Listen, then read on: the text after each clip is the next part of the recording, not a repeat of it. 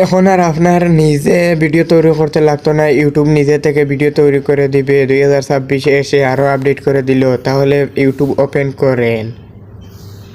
YouTube open করার পর plus আইকনে ক্লিক করে রাখুন।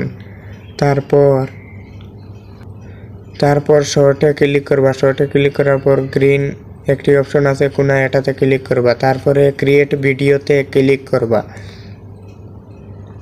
তারপরে এখানে কোন ধরনের ভিডিও তৈরি করতে চাচ্ছেন, আমি দিলাম ইসলামিক ভিডিও লিখে, আমি ইসলামিক ভিডিও তৈরি করতে চাচ্ছি। তারপর নেক্সটে মারে দিলা। নেক্সট করার পরে ভিডিও তৈরি করে দিবে। আপনি কোন ধরনের ভিডিও তৈরি করে যাচ্ছেন আপনারটা লিখবেন।